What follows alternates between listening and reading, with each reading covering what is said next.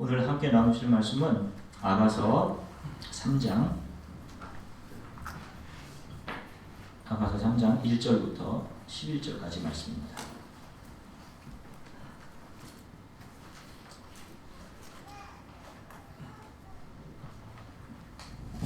아가서 3장 1절부터 11절까지 말씀을 전 우리 성도님들이 하나님의 말씀을 한 목소리로 함께 읽으시겠습니다.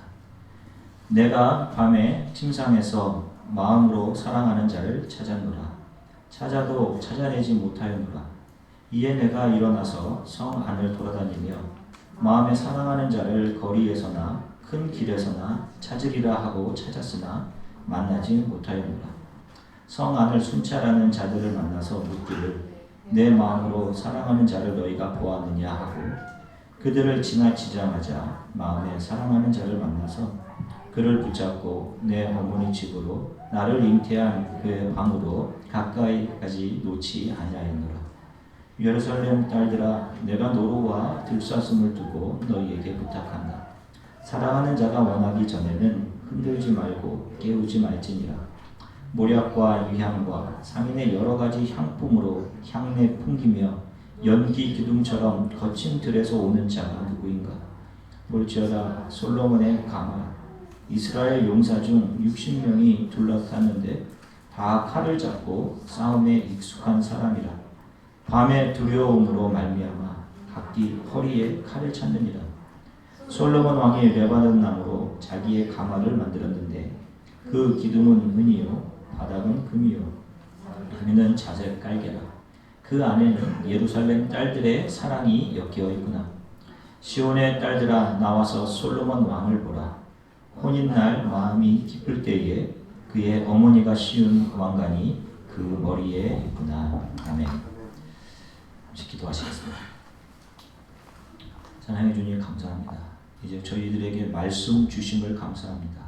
이제 하나님의 말씀이 우리 안에서 살아 움직여서 하나님 너무도 작아서 움직일 수 없었던 우리의 믿음이 다시금 움직이게 하시고 또 이것이 보이는 현실을 깨고 이기는 능력 되게 성령께서 도와주시기를 간절히 소망합니다.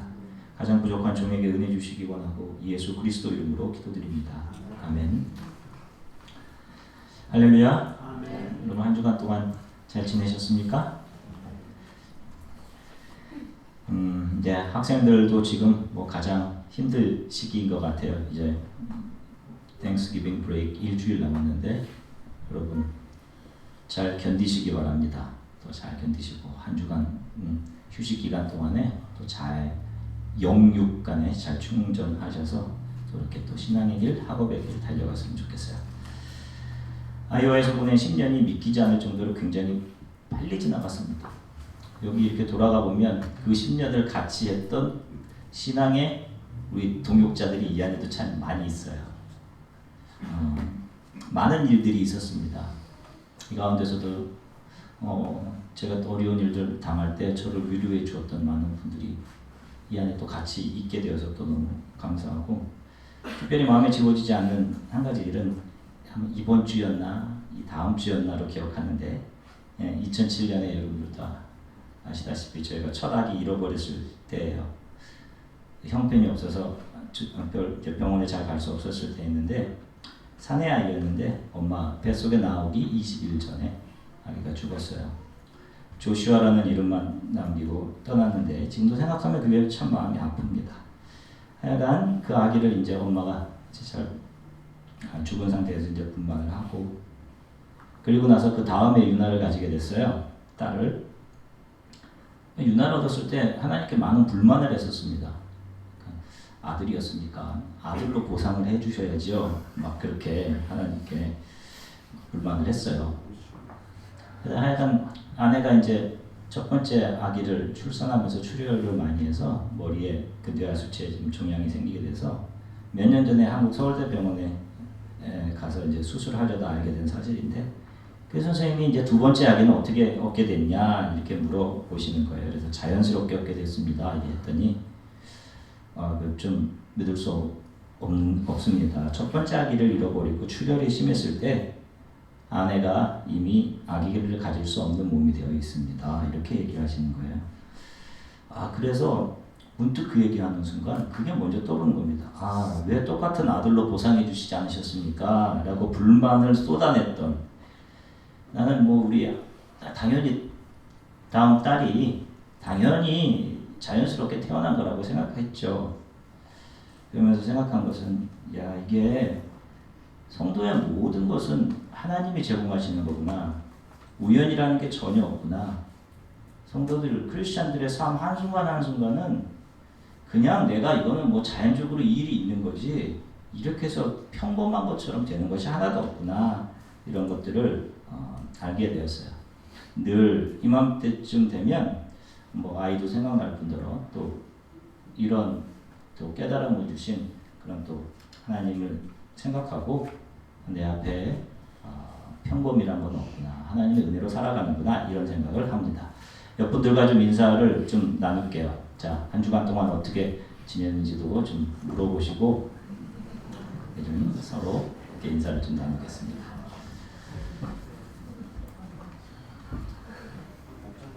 자, 여러분 아가서는 솔로몬이 지은 노래예요. 실은 여기 등장하는 술람미 여인은요, 실은요 솔로몬이 자기 자신을 나타내는 것입니다. 자신이 하나님으로부터 어떤 사랑을 받았는지를 자신과 자신이 사랑했던 여인 술람미 여인과의 사랑 이야기를 통해서 독자들에게 전달하고자 하는 거예요. 단순한 사랑의 이야기가 아니라 결국 솔로몬이 전달하고자 하는 것은 자신에 대한 하나님의 사랑의 이야기입니다. 그 안으로 들어가면 솔로몬 자신이 술람미 여인이 되는 거예요. 또 장차 오시게 될 메시아 예수 그리스도의 사랑의 모습이 어떠할 것인지 이것을 자신과 술람미 여인이라는 설정을 통해서 독자들에게 전달하고 있는 거예요. 자, 오늘 살펴볼 아가서 3장은요 전체가 이 술람미 여인의 꿈을 노래로 담아내고 있습니다. 그러니까 이 3장의 제목은 아마 꿈에 이런 것으로 이야기할 수 있을 것 같아요. 제목을 달자면 얼마나 왕에 대한 사랑을 걱정하고 염려했으면 꿈에서도 이게 그대로 반영되어 나타나요. 당시 예루살렘에서는 솔로몬의 사랑을 받아보고자 하는 수많은 여인들이 있었습니다. 최고의 아름다운 미모와 치장들로 꾸민 여성들, 품위와 격식을 갖춘 여성들이 솔로몬을 위해서 줄을 섰어요. 그의 사랑을 받아보고자. 그러나 외모도 형편없고 계달의 장막 같고 아무것도 내세울 것이 없었던, 나에게는 아무것도 내세울 것이 없습니다라고 고백했던 술람미 여인에게 솔로몬은 입을 맞추고 그에게 모든 사랑을 줍니다. 이 솔로몬의 사랑에는 어떤 조건과 자격이나 이유가 있지 않았어요. 그냥 그게 전부였습니다. 그런데 술람미 여인은 지난 시간에 살펴본 것처럼 자기 자신에게 자격이라는 굴레를 스스로 들러 씌워서 스스로 그 감옥에 갇혀져서 그 안에서 솔로몬의 사랑을 의심하고 그 사랑이 떠날까봐 두려워하는 그런 일들을 계속해서 반복해요. 오늘 3장 1절부터 4절까지의 말씀을 보시면 이렇게 노래합니다. 내가 밤에 침상에서 마음으로 사랑하는 자를 찾아노라. 찾아도 찾아내지 못하였노라. 이에 내가 일어나서 성 안을 돌아다니며 마음에 사랑하는 자를 거리에서나 큰 거리에서나 찾으리라 하고 찾으나 만나지 못하였노라. 성 안을 순찰하는 자들을 만나서 묻기를 내 마음으로 사랑하는 자를 너희가 보았느냐 하고 그들을 지나치자마자 마음에 사랑하는 자를 만나서 그를 붙잡고 내 어머니 집으로 나를 잉태한 이의 방으로 가기까지 놓지 아니하였노라. 얼마나 현실에서 걱정을 하고 잠을 잤으면 꿈에서 그 사랑이 없어졌어요. 꿈에서 침상을 봤는데 옆에 사랑이 없어졌습니다. 그래서 사랑하는 솔로몬을 찾아 나서요. 그리고 이 사람 저 사람에게 묻습니다. 여러분, 왜 솔로몬을 잃어버리게 된 겁니까? 왜 이런 일이 일어난 거예요? 꿈에라도 예루살렘 여인들이 너무도 세상적으로 왕비의 조건을 다 갖췄던 그런 여인들이 너 같은 사람이 무슨 사랑받을 자격이 있어? 너같이 지저분하고 우중충하고 신분도 안 되는 사람이 어떻게 왕비의 자격이 있어? 너가 잘 교육이다 받았어? 너가 학위나 있어? 너가 갖추어진 품위가 있어? 하는 이런 이야기들을 듣다 보니 정말로 나 같은 게 어떻게 왕의 신부가 될 수 있겠나 하는 이런 지저분한 땅에서 시커먼 먼지나 뒤집어 쓰고 있는 내가 무슨 자격이 있어? 라고 냉철한 현실의 시각으로 자기 자신을 바라보는 사이에 왕이 사랑해준 그 사랑에 대한 신뢰가 현실에 부딪혀서 깨져버리는 거예요. 이게 신앙생활을 하는 저와 여러분들에게도 마찬가지입니다. 우리가 그런 생각을 많이 합니다. 여러분 한 주간 동안도 그런 생각 많이 하시죠? 목사인 저도 그런 생각을 참 많이 합니다. 하나님 도대체 어디 계시는 것입니까? 하는 생각을 해요. 주일 기쁘게 예배드리고 살아가는 한 주간 동안 세상 속에서 수많은 두려움과 의심과 염려와 현실의 문제로 믿음이 정말로 비참할 정도로 무너지고 내동댕이 쳐버립니다.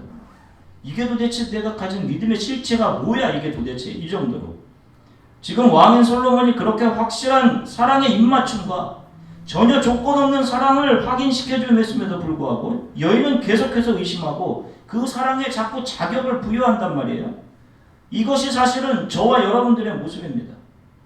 왜 이렇게 당신은 믿음이 약해? 이것이 아니라 여러분 우리는 원래 연약한 믿음의 등을 들고 희미해 보이는 소망을 향해서 위태롭게 여행을 나서고 있는 여행 중인 나그네로 이 세상을 살아가고 있는 거예요.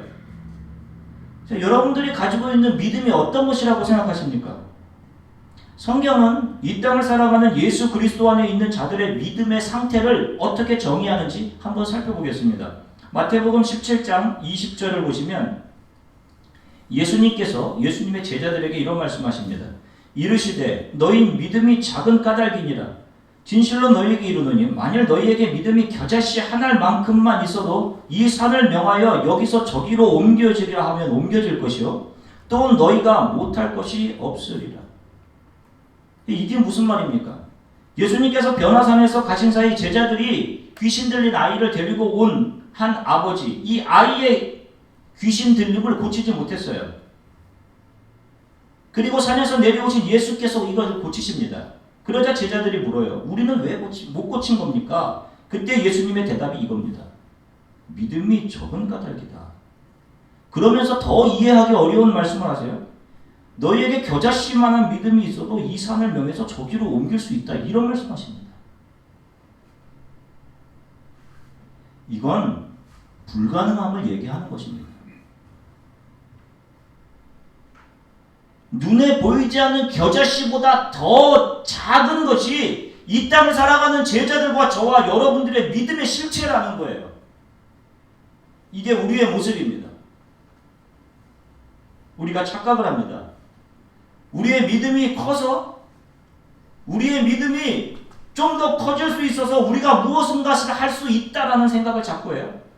그리고 우리가 무엇을 할 수 없는 것은 우리의 믿음이 작아서인 것처럼 가르치고 이해하고 받아들인단 말이에요. 그러나 이것이 얼마나 인본주의적인 발상인지를 아셔야 됩니다. 여러분 기억하십시오. 우리의 믿음은 지금 현재도 겨자씨보다도 더 작은 아무런 힘을 발휘할 수 없는 상태로 저와 여러분들에게 심겨져 있는 거예요. 이것이 예수님의 정의입니다.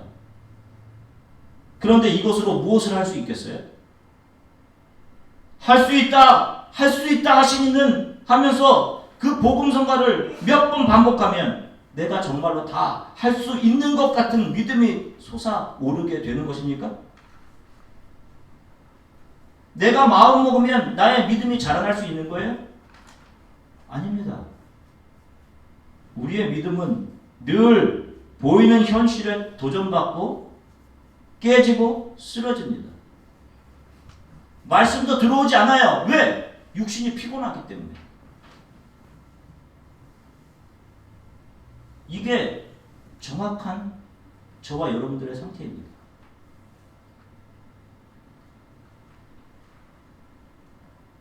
우리가 지금 그나마 신앙 위에 서 있는 것은 우리의 믿음이 강하기 때문에 우리가 바로 서 있는 것이 절대로 아니에요.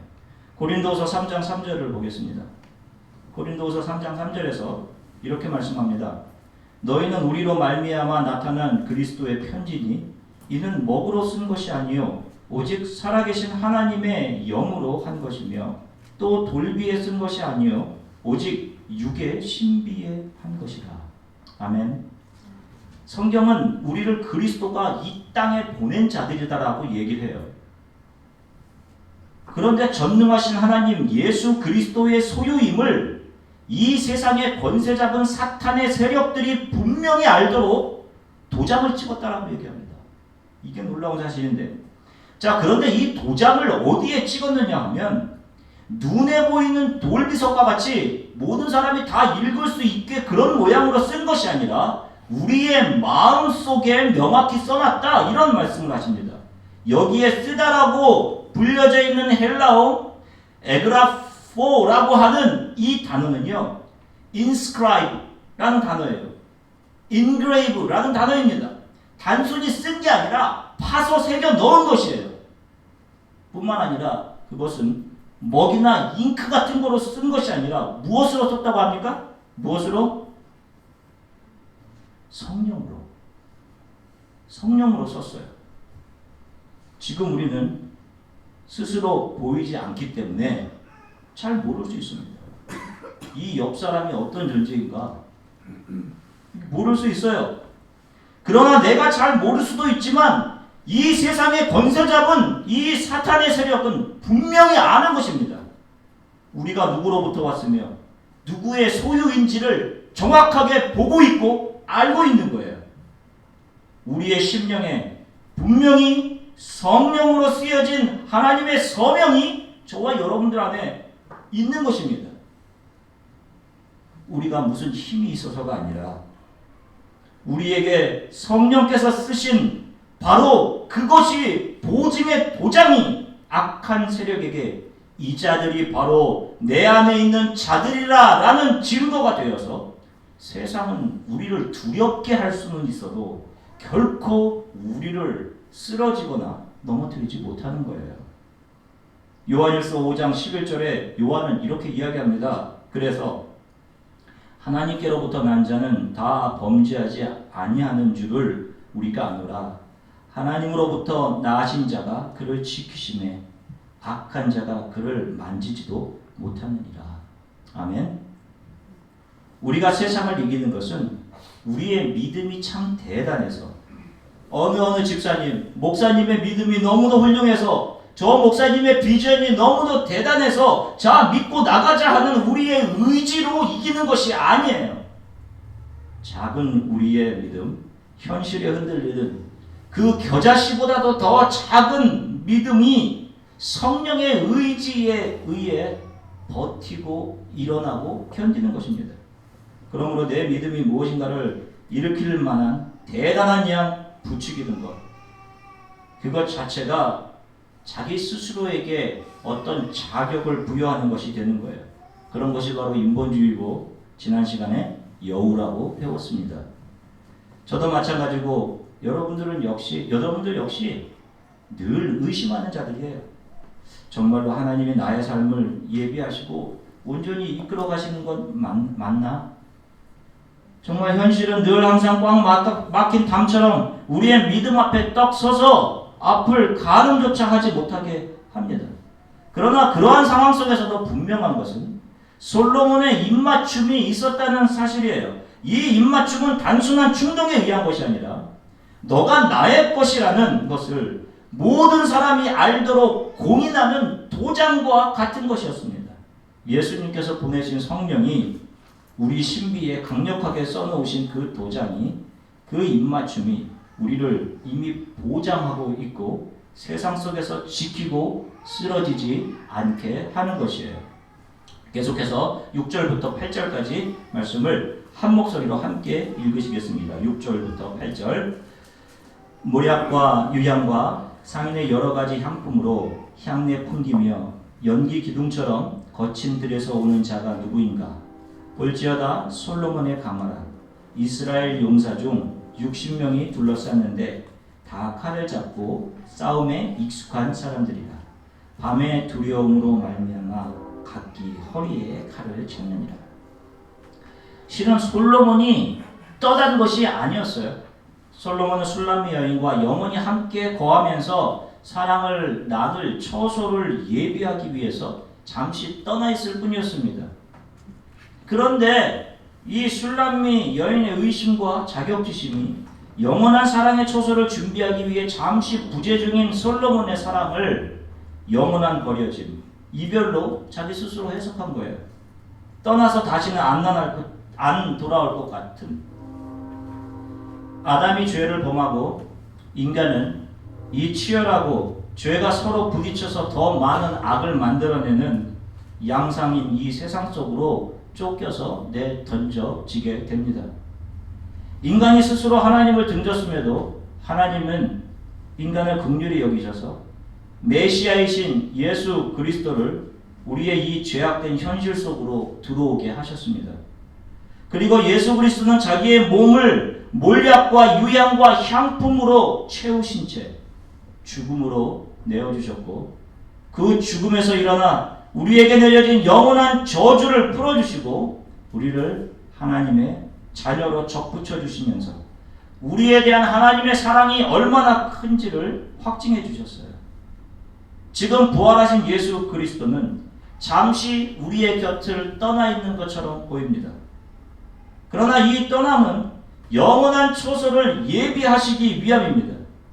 그분은 가셨지만 그분이 보내시는 성령은 솔로몬의 용사 60명의 정예군이 수호하는 마차와 같이 우리에게 달려오셨습니다.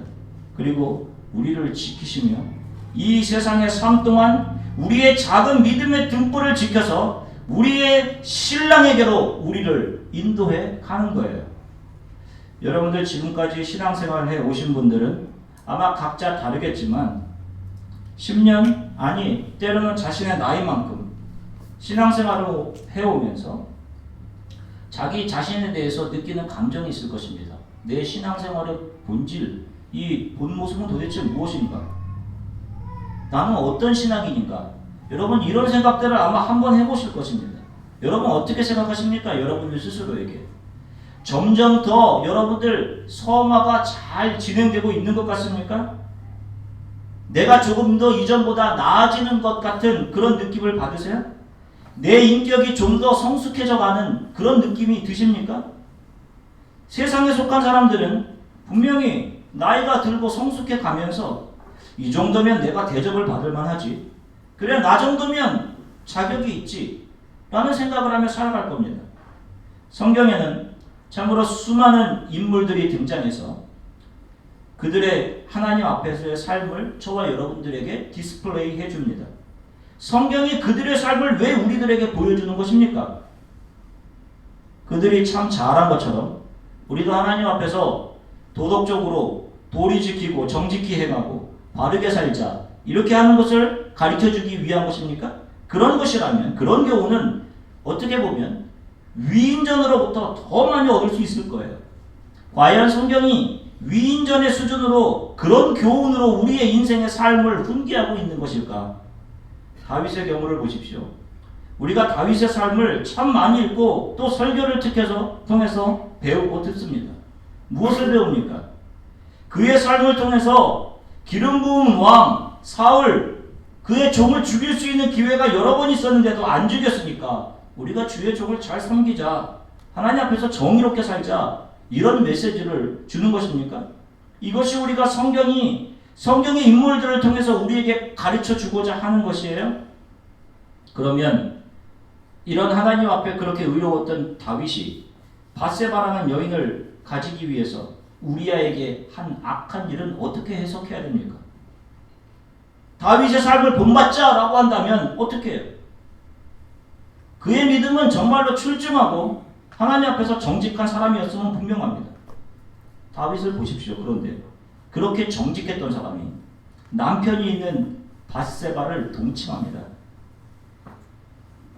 교묘하게 그와 동침한 흔적을 지우기 위해서 전장에서 싸우고 있던 밧세바의 남편인 우리아를 불려들여서 아내와 동침하게 하고자 해요. 자신이 함께했던 흔적을 없애기 위해서. 그런데 전장에서 돌아온 남편 우리아가 어떻게 합니까? 다른 사람은 지금 전장에서 싸우고 있는데 나는 집에 돌아와서 아내를 안고 집밥 먹으면서 잔다는 것은 의롭지 못합니다 생각하고 아내와 함께 잠자지 않습니다. 바깥에 나가서 자요. 누가 더 의롭습니까? 우리아입니까? 다윗입니까? 세상의 눈으로 보면 우리아가 훨씬 의인이에요. 다윗은 악한 중에 악한입니다. 이처럼 악하게 약한 리더가 어디 있어요? 자신의 욕심을 채우기 위해서. 게다가 이런 충신이자 친구인 우리아를 자신의 손에 피 안 묻히고 죽이도록 의도적으로 그를 전장의 가장 치열한 곳 맨 앞으로 배치합니다. 그래서 죽게 해요. 이 행동은 악신에 들렸던 사울보다 더 교묘하고 악한 거예요. 사울은 단순하기는 했죠. 여러분, 하나님이 다윗을 보신 관점이 도대체 무엇입니까? 하나님이 다윗을 보신 것은 그의 위대함이 아닙니다. 그의 믿음의 출중함 이런 것이 아니에요. 연약한 한 인간 다윗을 긍휼로 보아주신 거예요. 저와 여러분들을 보는 똑같은 시각으로. 저와 여러분들이 처한 상황이 달라서 그렇지 똑같습니다. 다윗과 하나님 앞에 나의 의를 자랑할 것이 하나도 없는 그런 사람들인 거예요. 자, 이 일에 대해서 다윗의 기도가 시편 51편 5절부터 7절까지 기록되어 있습니다. 보시면 이렇게 기도해요. 다윗이 내가 죄악 중에서 출생하였으며 어머니가 죄 중에서 나를 잉태하였나이다. 보소서 주께서는 중심이 진실함을 원하시오니 내게 지혜를 은밀히 가르치시리이다. 우슬초로 나를 정결케 하소서. 내가 정하리이다. 나의 죄를 씻어주소서. 내가 눈보다 희리이다. 자기 자신이 고귀하고 다른 사람들보다 지위가 높은 왕이기 때문에, 왕의 옷을 입고 있기 때문에 자신은 다른 사람들과 다르다. 나는 고귀하다. 나는 세상에서 못할 일이 없다. 이런 자격을 스스로에게 부여하고 있었어요. 그런 자가 지금 자신의 본 모습을 무엇이라고 하나님 앞에 고백하느냐? 저에게는 고귀함이 하나도 없습니다. 나는 죄악 중에 출생한 죄인 중에 죄인입니다. 어머니가 나를 죄 중에 출생한 죄인 중에 죄인입니다. 이 왕이라는 옷을 입고 있는 자신이 이 내가 이것을 입고 하나님 앞에 무슨 특별한 자격이라도 있는 양 거만을 떠는 그런 인간이었습니다. 이것을 알았습니다. 그리고 자기 자신의 죄를 씻어달라고 울부짖어요. 바로 하나님이 이것이 나의 모습입니다. 계단의 장막 같은 모습입니다. 사랑받을 만한 것이 하나도 없습니다. 하는 이 모습을 하나님께서 긍휼히 여겨주신 겁니다. 다윗의 시에는 언제나 이런 띠이 줄을 이뤄요. 여호와는 나의 목자시니 내가 부족함이 없습니다. 시편 40편 17절에도 나는 가난하고 궁핍하오니 주께서 나를 생각하시오니 주는 나의 도움이시오 나를 건지시는 자이십니다. 나의 하나님 지체하지 말아주십시오. 바울 역시 이 땅에서의 삶을 마감하기 얼마 전 자기 자신에 대해서 고백하면서 이렇게 고백합니다. 내가 죄인 중에 괴수이다.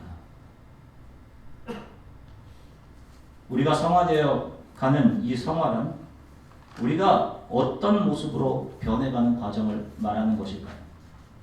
좀 더 인내심이 강해지는 그런 사람의 모습으로 더 열심히 주일에 힘을 내는, 주일에 빠짐없이 열심히 나오고 교회 일 열심히 하는 것? 그래, 물론 이런 열심으로 나타날 수도 있어요. 너무 은혜가 감사하니까. 그러나 성화의 본질은 우리가 하나님을 알면 알수록 내가 너무도 악한 죄인임을 알게 되는 거예요. 내 안에 하나님을 기쁘시게 할 만한 것이 아무것도 없거나 하던 이 사실을 더 명확하게 알아가게 되는 과정이 성화의 과정인 것입니다. 내가 좀 더 거룩해졌구나 하는 것이 성화가 아니라 그와 정반대로 내가 하나님께 조금 더 내세울 것이 없는, 사랑받을 자격이 너무도 없는 자임을 알아가는 과정이 성화의 과정이고, 내가 점점 자격이 있어지는 것 같은 것이 아니라 내가 가장 악한 자임을, 내가 정말 자격이 없구나 라는 것을 알아가는 과정이 성화의 과정이에요. 그래서 이 성화의 과정이 진행되어 갈수록 그런 나를 향해 쏟아부어 주시는 하나님의 사랑과 긍휼이 더 크게 나를 누르고 나를 감격하게 하고 나를 감사하게 하는 겁니다.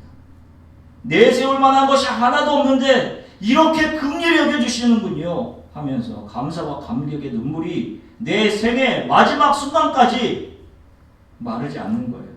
그래서 성경은 주 안에서 발견된 복된 자들을 애통하는 자들이다 라고 이야기하는 것입니다.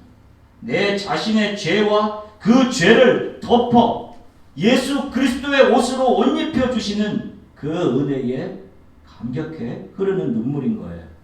요한계시록 마지막 21장 4절을 보시면 마지막을 이렇게 결론을 냅니다.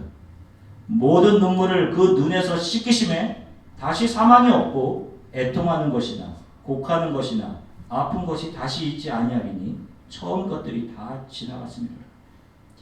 그래서 이 역사는 주님을 배신해서 고아처럼 버려져 살아가던 인간이 주의 은혜로 엄마 아빠를 다시 만나서 집으로 돌아가 그 품에 안겨서 이 땅을 살아가는 동안 인내하면서 아버지 하나님의 사랑에 감격하며 흘렸던 인생의 모든 눈물들이 주의 손에 의해서 씻겨지는 것으로 이 역사는 끝나게 되는 거예요. 성화의 극점은 내가 죄인 중에 가장 추악한 죄인입니다가 고백되는 순간입니다. 그리고 이 성화를 넘어서 이 땅에서의 삶이 맞춰지고 영화의 옷을 입고 하나님 앞에 영광스러운 모습으로 서게 되는 거예요.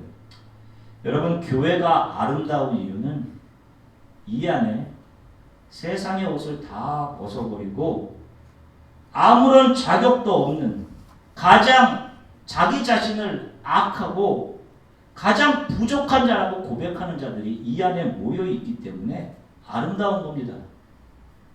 하나님이 아름답다 하시는 것은 우리의 아무런 자격이 없음, 아무런 세상의 옷을 자랑하지 않음, 가장 가난한 모습으로 주님 앞에 설 때 하나님께서 바로 그것을 아름다움으로 보셔요. 하나님 앞에서 어떤 자격도 없는, 내놓을 것들이 없는 자들이 모여있기 때문에 그들이 만들어내는 하모니는 하나님의 감당할 수 없는 사랑에 대한 반응이 만들어내는 또 다른 긍휼들과 나를 내어드림이 이 안에서 나타나게 되는 거예요. 다른 그 어떤 영적인 자격, 무슨 영적인 기프트를 받아서 그것이 어떤 나의 영적인 대단함을 나타내는 그런 것, 세상적인 자격과 요건들, 이런 것들이 여우처럼 교회 안에 돌아다닐 수 없는 것입니다. 교회는 세상의 옷을 입고 그런 세상의 옷으로 사람을 판단해서 서로 아름답습니다, 서로 대단합니다 칭찬해주면서 그런 것을 복이라고 위로해주는 그런 곳이 아니에요. 그것은 신앙생활이 아닌 것입니다. 내 의지가 믿음을 컨트롤할 수 있는 것처럼 할 수 있다라고 하면서 고지가 저기에 있으니까 우리가 점령하고 높은 고지 위로 올라가자, 저기까지 나아가자, 저게 우리의 비전이다, 이런 것들을 추구하는 곳이 교회가 아니란 말입니다.